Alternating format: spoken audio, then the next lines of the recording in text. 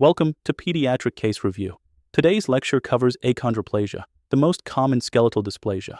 We will review clinical presentation, diagnostic criteria, management strategies, and important complications. This comprehensive review is designed for medical professionals seeking to enhance their understanding of this condition. A 6-month-old infant presents for a well-child visit.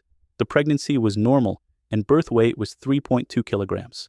On examination, you note short limbs, a large head, frontal bossing, and mid-face hypoplasia. What is the most likely diagnosis? Option A, hypochondroplasia. Option B, achondroplasia. Option C, rickets. Option D, Turner syndrome. The correct answer is B, achondroplasia. This condition presents with classic features including rhizomelic limb shortening, where the proximal segments are most affected, macrocephaly with frontal bossing, and characteristic mid-face hypoplasia. Achondroplasia occurs in approximately 1 in 15,000 to 40,000 live births. It results from a mutation in the fibroblast growth factor receptor 3 gene and follows an autosomal dominant inheritance pattern, though 80% of cases are new mutations. A 2-year-old child has confirmed achondroplasia. Which skeletal finding is most characteristic of this condition? Option A, long, slender fingers. Option B, trident hand configuration. Option C, brachydactyly with polydactyly. Option D, absent thumb. The correct answer is B, trident hand configuration. This is a pathognomonic feature of achondroplasia characterized by increased space between the third and fourth fingers, creating a 3-pronged appearance. The fingers are short and stubby, but all 5 digits are present with normal thumbs. This finding, along with short broad hands, helps distinguish achondroplasia from other skeletal dysplasias. Polydactyly is not associated with achondroplasia. A newborn is suspected to have achondroplasia. Head circumference measures at the 98th percentile. Which cranial feature would you expect to find on examination? Option A, microcephaly with small fontanelle. Option B, macrocephaly with prominent forehead. Option C, normal head with sagittal synostosis. Option D, plagiocephaly. The correct answer is B, macrocephaly with prominent forehead. Children with achondroplasia have characteristic large heads with frontal bossing, a prominent forehead, and a depressed nasal bridge. The fontanelles are often large and may close later than expected. Head circumference is typically above the 95th percentile on standard growth charts.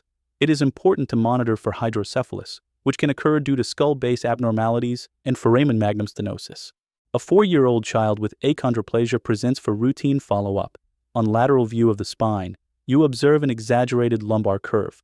What spinal finding is most commonly seen in achondroplasia?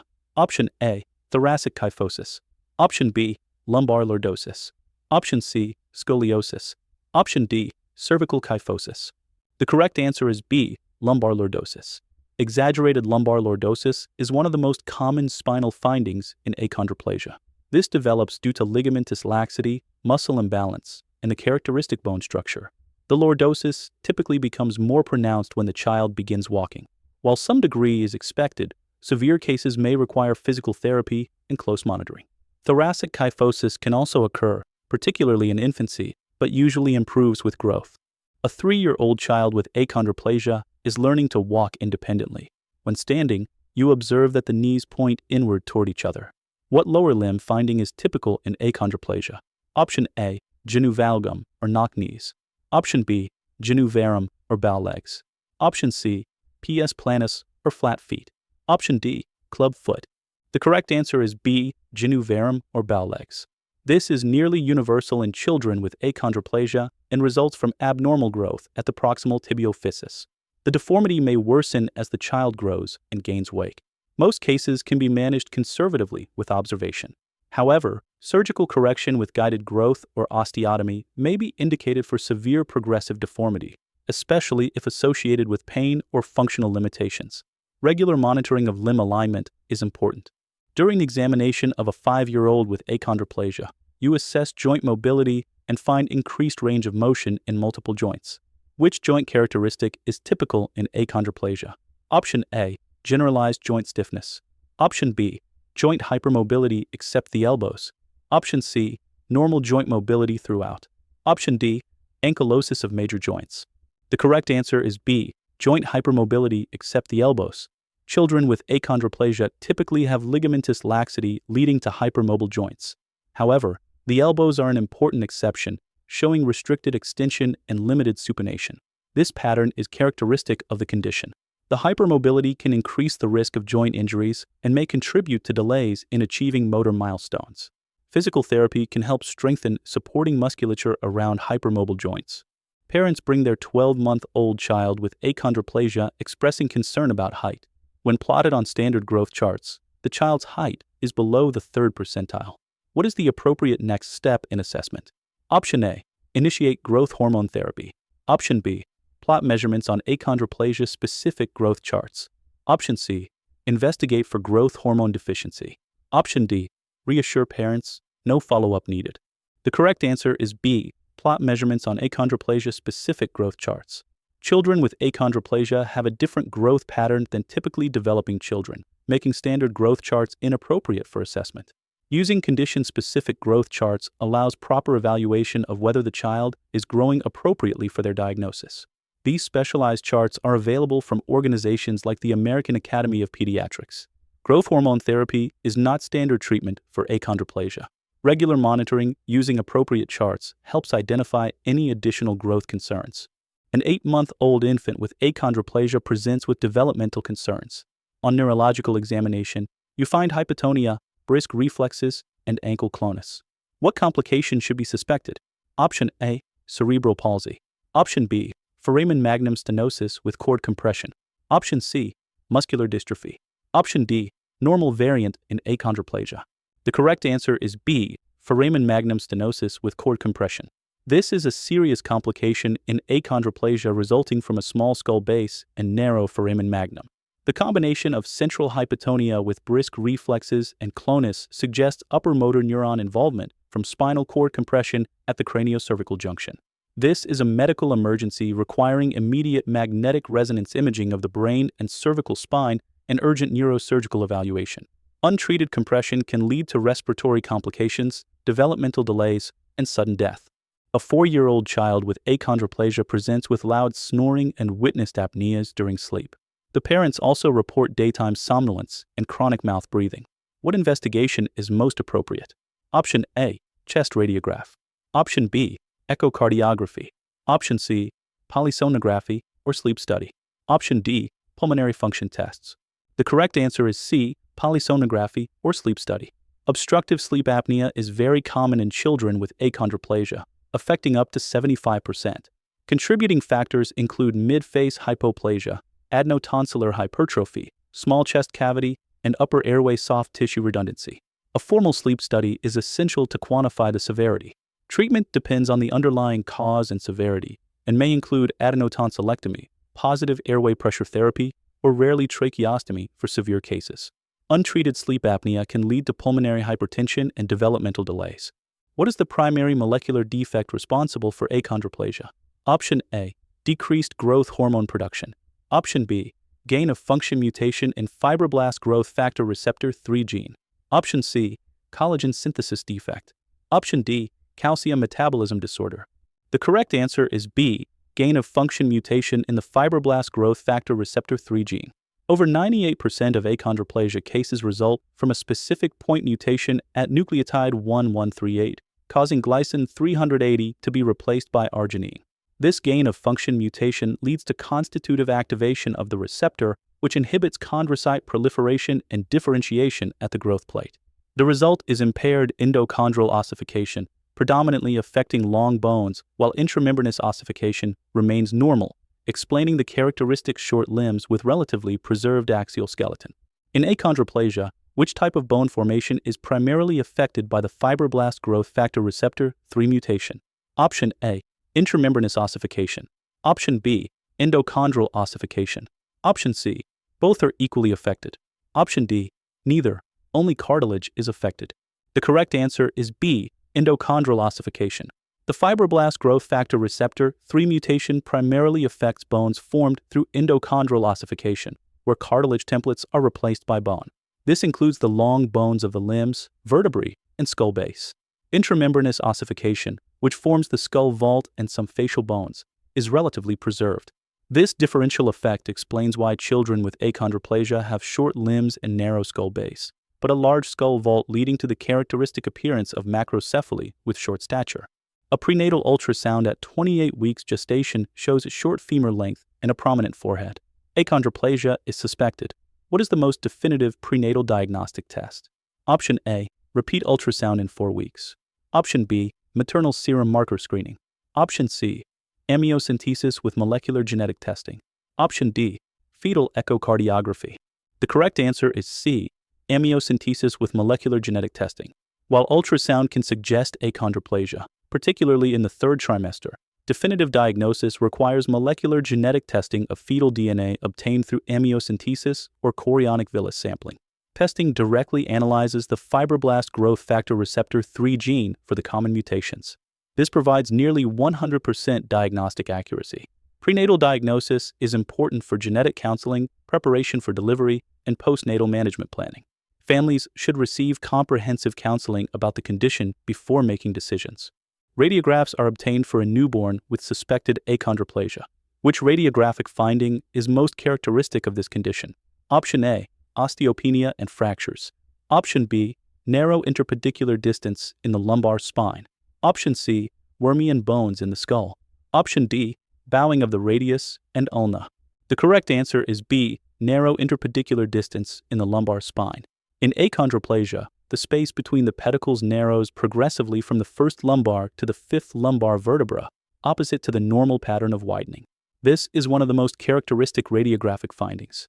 Other important features include short, broad long bones with metaphyseal flaring, squared iliac wings creating a champagne glass pelvic configuration, and a small skull base with normal to enlarged calvarium. These radiographic features, combined with clinical findings, establish the diagnosis. A term newborn presents with short limbs and macrocephaly. Clinical examination and standard radiographs are available. Is genetic testing required to establish a diagnosis of achondroplasia? Option A, yes, genetic testing is always required for definitive diagnosis. Option B, no, clinical and radiographic features are sufficient. Option C, only if planning prenatal diagnosis for future pregnancies. Option D, only if family history is negative. The correct answer is B, clinical and radiographic features are sufficient for diagnosis. When the classic combination of clinical findings and characteristic radiographic features is present, achondroplasia can be confidently diagnosed without genetic testing. The presentation is pathognomonic in typical cases. However, molecular genetic testing is valuable for confirming the diagnosis, particularly in atypical presentations, distinguishing achondroplasia from similar conditions like hypochondroplasia and for genetic counseling purposes. Testing is especially helpful when planning future pregnancies or when the diagnosis is uncertain. A child presents with short stature and mild disproportionate features. Facial appearance is relatively preserved. Radiographs show mild skeletal changes, less severe than typically expected for achondroplasia. What is the most likely alternative diagnosis? Option A, pseudoachondroplasia. Option B, hypochondroplasia. Option C, diastrophic dysplasia. Option D, phenotyphoric dysplasia. The correct answer is B, hypochondroplasia. This condition is caused by different mutations in the same fibroblast growth factor receptor 3 gene. It represents a milder phenotype with relatively normal facial features, less severe rhizomelic limb shortening, and subtler radiographic changes. The interpedicular narrowing is less pronounced or absent. Unlike achondroplasia, which is usually clinically obvious, hypochondroplasia may not be recognized until later childhood. Genetic testing is often needed for definitive diagnosis. Intelligence and life expectancy are typically normal, and medical complications are generally fewer than in achondroplasia. A 2-year-old child with achondroplasia has recurrent ear infections. Examination reveals bilateral middle ear effusions, and parents express concerns about hearing. What is the recommended management approach? Option A, observation only, as infections will resolve. Option B, prophylactic antibiotics indefinitely. Option C, early ear, nose, and throat referral for tympanostomy tubes consideration. Option D, hearing aids without further intervention. The correct answer is C, early ear, nose, and throat referral for tympanostomy tubes consideration. Chronic middle ear effusions occur in the majority of children with achondroplasia due to midface hypoplasia causing eustachian tube dysfunction. Persistent effusions lead to conductive hearing loss during critical periods of speech and language development. Early placement of tympanostomy tubes, commonly called ear tubes, is often necessary and may need to be repeated. Regular hearing assessments are essential. Addressing hearing loss early prevents speech delays and educational difficulties. This is a routine part of comprehensive care. A 5-year-old child with achondroplasia presents with crowded teeth and malocclusion. Examination reveals a narrow maxilla and dental overcrowding. What dental issue is most common in achondroplasia? Option A, enamel hypoplasia. Option B, delayed tooth eruption. Option C, midface hypoplasia leading to malocclusion. Option D, excessive tooth decay. The correct answer is C, midface hypoplasia leading to malocclusion. The characteristic small maxilla, combined with normal-sized teeth, creates significant dental crowding and malocclusion. Patients commonly develop crossbite and class 3 malocclusion, where the lower jaw appears to protrude. Early orthodontic evaluation is recommended, typically by age 5 to 6 years. Treatment may include maxillary expansion devices and comprehensive orthodontic care. Good oral hygiene is essential as crowding increases the risk of dental caries. Regular dental follow-up with a dentist familiar with achondroplasia is important for optimal outcomes. An 8-year-old child with achondroplasia has experienced rapid weight gain. Body mass index is at the 95th percentile on achondroplasia-specific growth charts. Why is obesity particularly concerning in this condition? Option A, it increases cosmetic concerns only. Option B, it worsens joint stress and spinal stenosis risk. Option C, it is no different from the general population. Option D, it prevents future surgical interventions. The correct answer is B, obesity worsens joint stress and spinal stenosis risk. Excess weight places additional stress on already abnormal joints and can accelerate degenerative changes. It also increases the risk of symptomatic spinal stenosis by further compromising the narrow spinal canal. Obesity worsens obstructive sleep apnea, limits functional mobility, and increases cardiovascular disease risk. Weight management is crucial but challenging due to short stature and mobility limitations. Management requires nutritionist involvement, modified exercise programs suitable for physical capabilities, and a family-based approach. Early intervention prevents long-term complications. A 25-year-old adult with achondroplasia complains of leg pain when walking, associated numbness, and symptoms that improve with rest. What complication is most likely responsible for these symptoms? Option A, peripheral vascular disease. Option B, lumbar spinal stenosis. Option C, deep vein thrombosis. Option D, hip arthritis. The correct answer is B, lumbar spinal stenosis. This is one of the most serious complications affecting adults with achondroplasia. The narrow spinal canal, particularly in the lumbar region, combined with premature degenerative changes, leads to symptomatic stenosis in many patients. Neurogenic claudication presents as leg pain, numbness, or weakness with walking or standing that improves with sitting or forward flexion. Diagnosis requires magnetic resonance imaging of the lumbar spine. Severe cases require surgical decompression with laminectomy. Early recognition and treatment are important to prevent permanent neurological damage. A 30-year-old adult with achondroplasia presents with neck pain, hand numbness, and difficulty walking. Examination reveals upper extremity hyperreflexia and a positive Hoffman sign. What urgent investigation is needed? Option A, electromyography. Option B, cervical spine radiographs only. Option C, magnetic resonance imaging of the cervical spine. Option D, nerve conduction studies. The correct answer is C, magnetic resonance imaging of the cervical spine. The clinical findings of upper motor neuron signs, gait difficulty, and hand numbness suggest cervical myelopathy from spinal cord compression. This is a neurological emergency requiring urgent imaging. Cervical stenosis in achondroplasia can occur at multiple levels and may be progressive. Magnetic resonance imaging is superior to radiographs for evaluating cord compression and signal changes. Symptomatic compression requires urgent neurosurgical consultation for potential decompression surgery. Delay in treatment can result in permanent neurological deficits. Regular neurological screening is important for early detection. Parents of a 10-year-old child with achondroplasia inquire about surgical limb lengthening procedures. What is the most important counseling point? Option A, the procedure is simple with minimal risks. Option B, lengthening is limited, requires multiple surgeries, and has significant risks. Option C, the procedure is not available for achondroplasia patients. Option D, it should be performed in early childhood. The correct answer is B, lengthening is limited, requires multiple surgeries, and has significant risks. Limb lengthening in achondroplasia is a complex, prolonged process involving multiple surgeries over several years. Realistic height gain is typically 10 to 15 centimeters total. The procedures involve significant pain, risk of infection, joint contractures, nerve injury, and bone healing problems.